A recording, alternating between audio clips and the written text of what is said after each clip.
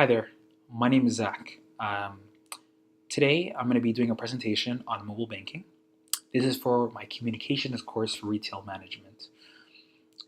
I feel like mobile banking is a very important thing. It's something that's a trend that's been really popular with the emergence of smartphones. I feel like it's very important to talk about that. Let's carry forward on my presentation. So the first thing is, what is it? Like, what is mobile banking? And mobile banking is pretty much the use of your mobile device to connect you to your financial institution.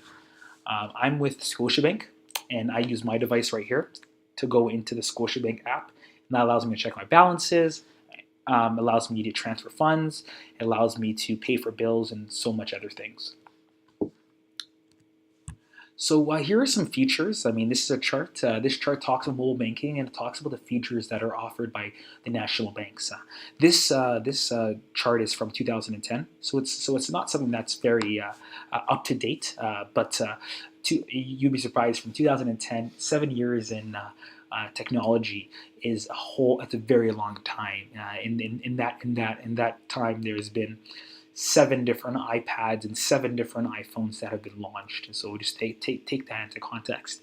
I mean, from the get-go, it shows that there's 3 things that are 100% offered, and that's checking your balances, viewing your transactions, viewing your other accounts like your savings accounts, and moving funds between your accounts, so moving funds from your checking to your savings account. There are certain features that are widely used, like it looks like there are a lot of that, and that includes checking like balances of your transactions for your credit card, stuff like ATM and branch locators, and moving funds from financial investments and stuff like that. The crazy thing, if you look at the bottom, that has a 0% in 2010, shows that mobile contactless payments are at 0%. And 7 years from now, which you'll hear later on in my presentation, there's a whole lot of that going on right now. So here's the history of mobile banking. So the first use of mobile banking was back in 1999 by a company called Paybox, and it was when it was a feature using SMS to do banking. So you would actually send a text, so like a text, and it would allow you to move money and stuff like that, not with a physical app, but through SMS texting. Before, banking was primarily done through a computer, but it was often slow due to a lot of network issues. I mean, the speed for networks back then just didn't make it practical for people to do that. People weren't really confident with doing a lot of mobile banking. They felt more comfortable going and having that face-to-face interaction with a branch and a teller to do their financial and banking needs. But I mean, it's something that's been in the rise, that people are starting to use mobile banking, especially since 2010.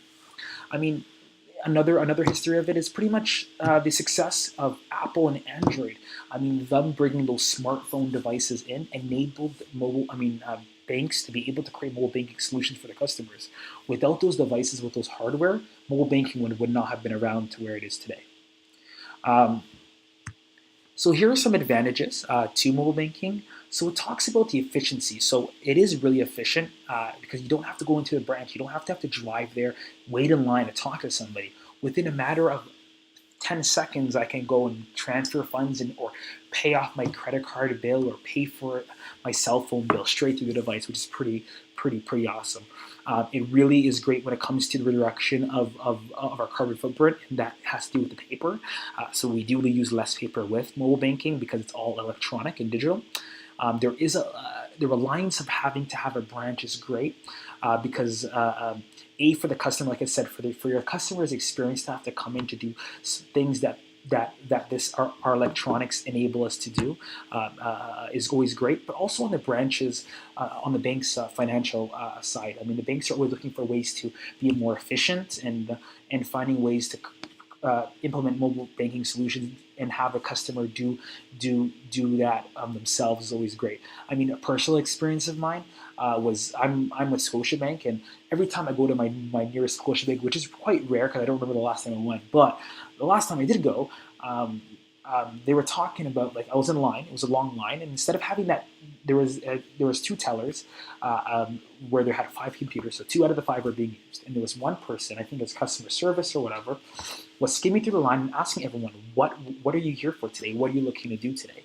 And they're just pretty much trying to pull customers who don't need to be in the teller's line, introduce them, help them create an online banking account, or help them use the ATM machine. So ATMs are not only for just withdrawing cash, but you can deposit checks and move money around and stuff like that. So that's an awesome thing too.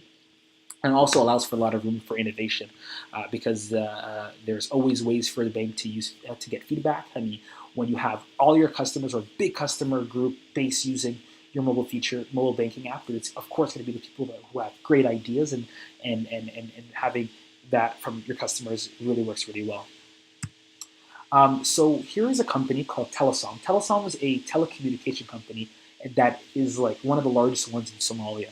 So I'm Somalian myself, and Somalia's been going through a lot of political unrest and a lot of it's been pretty much a war-torn country for the past 30 years without having a real functioning government.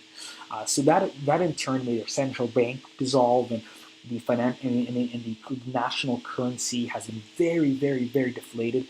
I mean, a one Canadian is I think around 10,000 shillings.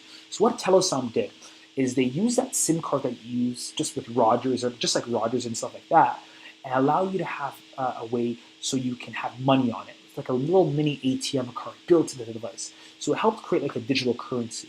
So think of it like this: when I went to a restaurant in Somalia and I ate food, let's say it was $10 US for the meal I had. I would go through my device. I'll go onto my device. I have to make sure I have to be a Telesom customer. Go through the device and text to a certain number. So every restaurant or every merchant has their own code. So I'll say text to 8372, for example. And in the next field, in the message field, you'll write $10. And you'll hit send. And then instantly, that merchant then gets that money.